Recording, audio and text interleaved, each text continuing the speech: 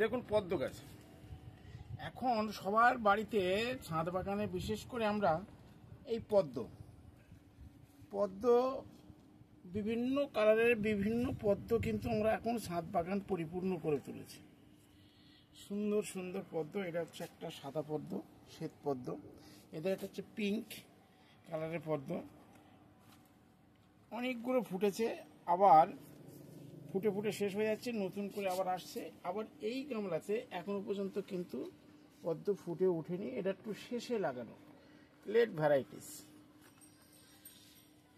এছাড়া তো জলেই পদ্ম আছে, বিশাল সাইজের পদ্ম। নিশ্চয়ই আপনি দেখতে পাচ্ছেন যে একদম বিগ সাইজের পাতা, বিশাল বিশাল সাইজের, এবং পদ্ম ফুটে একদম পুরো পরিপূর্ণ হয়ে গেছে। জল সব পাপড়ি ঝরে গেছে, আবার নতুন করে কুঁড়ি আসছে। এই মতো পরিস্থিতিতে এখন আমরা এই যে পদ্ম গাছের পাতা এত সুন্দর বা এত সুন্দর পদ্ম ফুল আমরা তৈরি করছি, এখন এটাকে কিভাবে আমরা তৈরি করব সেটাই হচ্ছে মূল বিষয়, যে কিভাবে কি দেব এবং কিভাবে এটাকে আমরা তৈরি করব বা কি খাবার এই সময় আমরা দিতে পারি। নমস্কার, আমি সঞ্জীব আর আপনারা দেখছেন আমারই ভিডিও। অর্থাৎ দেখুন, এবার পদ্ম বিষয় সম্পর্কে, পদ্ম গাছের সম্পর্কে বেশ কিছু কয়েকটা কথা বলি ছোট্ট একটা ভিডিওর মধ্য দিয়ে। যারা পদ্ম গাছ করেছেন, পদ্ম ফুল শেষ হয়ে গেছে, পাতা হয়তো পুড়ে গেছে, এইরকম নষ্ট হয়ে যাচ্ছে, ভাবছেন যে তাহলে হয়তো আমার পদ্ম ফুল ফোটা হয়তো শেষ হয়ে গেছে, ডরমেন্সি পিরিয়ডের দিকে হয়তো চলে যাচ্ছে। না, এখনই না, এখন সময় বহুত বাকি। অর্থাৎ পদ্ম ফুল এখনো কিন্তু ফোটা শেষ হয়ে যায়নি। অর্থাৎ আপনাকে কিন্তু ঠিকভাবে পরিচর্যা কিন্তু করতে হবে। তাহলে এই পরিচর্যাটা কিভাবে করবেন, কি খাবার দেবেন? দেখুন, আমার বাগানের পদ্ম গাছের মধ্যে আমি যে খাবারগুলো ব্যবহার করে থাকি, এর আগেও পদ্ম গাছ যখন লাগানো হয়েছিল তখন বলেছিলাম যে কেমন খাবার আপনাকে দিতে হবে। ঠিক সেইভাবেই হয়তো অনেকে পদ্ম গাছ তৈরি করেছেন, আমার কাছে সংবাদ এসছে, ফোন করেছে, সুন্দর পদ্ম গাছ হয়েছে, ফুলও ফুটেছে। এখন যাদের এই রকম ফুল ফুটছে, দেখুন অজস্র ফুল ফুটেছে গাছের মধ্যে, প্রচুর কুঁড়ি এসছে এর ভিতরে প্রচুর কুঁড়ি এসছে বা আরও আসবে। আবার দেখুন, এই গামলাটায় বেশ কিছু পদ্ম পাতা নতুন করে কিন্তু পাতা তৈরি হচ্ছে। এই পুরনো পাতাগুলো সব পুড়ে গেছে, নষ্ট হয়ে গেছে, আবার ফুলও আসছে। তাহলে এই অবস্থাতে আমরা যে খাবারটা প্রয়োগ করব, সেই খাবারটা আর কিচ্ছু নয়, দুটো জিনিস। এনপিকে 10-26-26, এনপিকে 10-26-26, আর তার সাথে জিআর দানা, মাইক্রোনিউট্রিয়েন্টস জিআর দানা।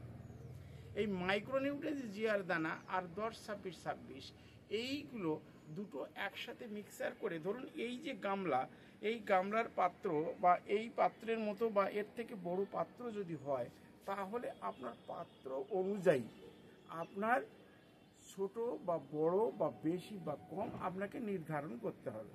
অর্থাৎ আমার এই গামলা এইরকম ধরনের যদি পাত্র হয়ে থাকে, তাহলে আপনাদের ক্ষেত্রে আপনার অর্থাৎ 2 চামচ জিআর দানা আর 2 চামচ 10-26-26 অর্থাৎ এনপিকে, এই 4 চামচ, অর্থাৎ 4 চামচ একসাথে করে নিলেন, নিয়ে 2 বা 3টে পুঁটলি তৈরি করুন কাগজের দিয়ে, এইবার মাটির নিচের মধ্যে হাত দিয়ে ওর মধ্যে প্রবেশ করিয়ে দিন। দেওয়ার কিছুদিন পরে আবার দেখবেন যে নতুন করে যে পাতা, অর্থাৎ ফুল ফোটা শেষ হয়ে গেছে ভাবছেন, অর্থাৎ আর বোধহয় ফুল আর দেবে না, ঠিক সেই রকম পদ্ম গাছে, সেই রকম পদ্ম বাগানে বা পদ্ম পাত্রে আবার করে নতুন করে পাতা এবং কুঁড়ি কিন্তু আসতে শুরু করে দেবে। তাহলে এইভাবে এখনো পর্যন্ত আপনার কন্টিনিউ প্রসেসে আপনার কিন্তু পদ্ম ফুল আপনি কিন্তু পেয়ে যাবেন। আপ টু প্রায় দুর্গাপুজোর শীত পড়ার আগ পর্যন্ত আমার কিন্তু পদ্ম ফুল কিন্তু আমি পেয়ে থাকি ঠিক এই রকম পদ্ধতিতে, এই রকম প্রসেসে। অর্থাৎ খাবারটাকে ওদের একটা সীমিত গণ্ডির মধ্যে ওরা থাকে, আর এই সীমিত গণ্ডির মধ্যে যতটুকু খাবার মাটির সঙ্গে থাকে ততটুকুর মধ্যেই কিন্তু ওরা কিন্তু খাবার সংগ্রহ করে, তত পরিমাণে পাতা হয় এবং সেই রকম পরিমাণে কিন্তু ফুলটা দেয়। রানারও বহু পরিমাণে ছাড়ে, তাহলে এইবার রানার ভর্তি হয়ে গেছে, পদ্ম পাতা ছাড়া হয়ে গেছে, ফুল দেওয়া হয়ে গেছে, আর ফুল আসছে না। পাতা এবার পুরোনো পাতাগুলো আস্তে আস্তে পুড়ে যাচ্ছে বা নষ্ট হয়ে যাচ্ছে। আপনি ভাবলেন যে আর হবে না, কিন্তু নয়। আবার করে যদি খাবার দেওয়া যায় তাহলে কিন্তু ওরা আবার সুন্দর করে নতুন করে পাতা কিন্তু ছাড়তে শুরু করে দেবে এবং নতুন করে ফুল কিন্তু আবার দিতে শুরু করে দেবে। আর এই যে পদ্মের পাতা, দেখুন এখানে যে দেখলেন যে এত বড় বড় পাতা, এত বড় বড় পাতা, এক একটা মনে হচ্ছে যেন আপনার যেটা মাঠের বড় পুকুরে বা জলাশয়ে যে পদ্ম হয়ে থাকে ঠিক সেই রকম ধরনের বিগ সাইজের আপনার কিন্তু পাতা কিন্তু হয়ে রয়েছে। দেখছেন এক একটা পাতা সাইজ কি বলে, এবং এর যে ফুল হয় বিগ সাইজের ফুল। একটু আগে হয়তো আমার করা উচিত ছিল, আমি হয়তো করে উঠতে পারিনি সময়ের জন্যে। বিগ সাইজে দেখতে পাচ্ছেন সব ঝরে গেছে, বিশাল বিশাল ফুল হয়েছিল, বিশাল ফুল এখানে ফুটেছিল, যে ফুলগুলো ঝরে গেছে। তো এই রকম বড় সাইজের পদ্ম পাতা বা ফুল তৈরি করতে গেলে ঠিক এই রকম বড় জলাশয় যদি থাকে, আর সেই জলাশয়ের মধ্যে যদি এই রকম ফুল মানে পদ্ম গাছ যদি লাগানো যায়, তাহলে কিন্তু ওর পরিধি, ওর বড় জায়গা ও কিন্তু বেশ সুন্দরভাবে কিন্তু ও তৈরি করে নিতে পারে, এবং তার ফলে কিন্তু গাছ কিন্তু এই রকম বিগ সাইজের হতে পারে।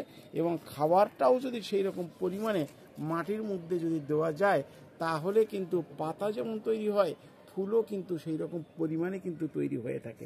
তাই বলবো যে আপনারা যারা পদ্ম গাছ লাগিয়েছেন, যদি এই রকম বড় সাইজের পাতা বা ফুল যদি নিতে চান, তাহলে কিন্তু আপনার এই রকম ধরনের জলাশয়ের কিন্তু প্রয়োজন আছে, যেটা আপনার আমার ক্ষেত্রে, আমার জায়গার ক্ষেত্রে আপনার লক্ষ্য করে দেখলেন যে কত বড় বড় বিগ সাইজের পাতা হয়েছে।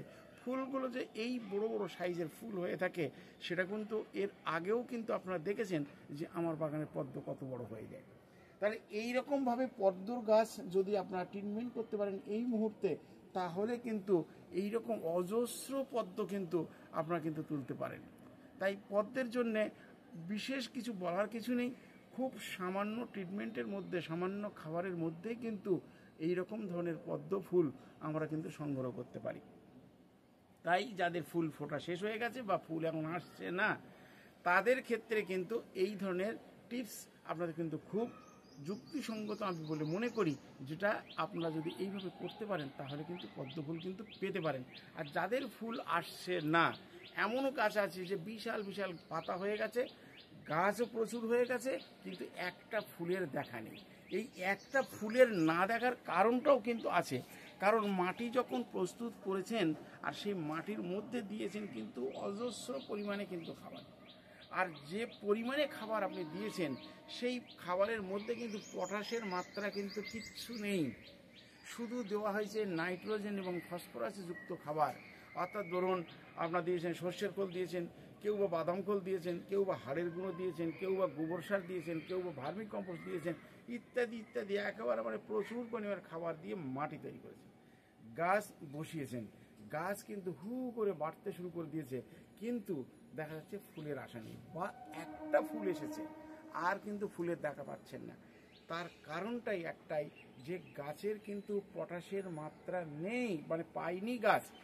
মাটিতে অজস্র নাইট্রোজেন ফসফরাস পাওয়ার ফলে যা খাবার সংগ্রহ করেছে প্রচুর পরিমাণে মাটির মধ্যে রানার তৈরি করে ফেলেছে, এবং প্রচুর পরিমাণে কিন্তু পাতা কিন্তু তৈরি করে ফেলেছে, ফুল দেওয়ার কথা সে কিন্তু ভুলে গেছে।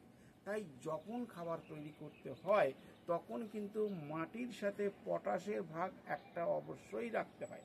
এই যে এনপিকে 10-26-26 কথাটা বললাম, এবং বললাম যে তার সাথে জিয়ার দানা এই যে মেশানোর সাথে, এর সাথে হাফ চামচ কিন্তু পটাশও কিন্তু মিশ্রিত করে দিতে পারেন। যাদের ক্ষেত্রে একদম ফুল আসছে না তাদের ক্ষেত্রে কিন্তু পটাশ হাফ চামচ ওর সাথে মিশিয়ে নিয়ে, সে বায়ো পটাশ হতে পারে বা এমনি লাল পটাশ হতে পারে, মিশিয়ে নিয়ে মাটির মধ্যে দিলে দেখবেন গাছের গ্রোথটা ঠিক পরিমাণ মতো থাকছে, এবং ফুলটাও কিন্তু আপনার ঠিকভাবে কিন্তু ফুলটাও কিন্তু ফুটছে বা কুঁড়িগুলো কিন্তু আসছে। এই দিকে কিন্তু লক্ষ্য রাখতে হয় আমাদের, কারণ শুধু গাছ পেলাম ফুল পেলাম না, এই যে গাছ পেলাম ফুল পেলাম না, তার একটাই কারণ কিন্তু এটাই, পর্যাপ্ত খাবার দিলাম, হু করে বেড়ে গেল, তাহলে সে ফুল দেওয়ার কথা ভুলে যাবে। যাই হোক, এইভাবে সুন্দরভাবে এই ছোট্ট ভিডিওর মধ্য দিয়ে যারা পদ্ম গাছ করেছেন তাদের মনে হয় এই রকম ধরনের এই টিপসটা এই মুহূর্তে তার ক্ষেত্রে কিন্তু বিশেষভাবে প্রয়োজন আছে। আর বিশেষ কিছু নয়, ভালো থাকুন, সুস্থ থাকুন এবং সবুজের সাথেই থাকুন। নমস্কার, শেষ করছি।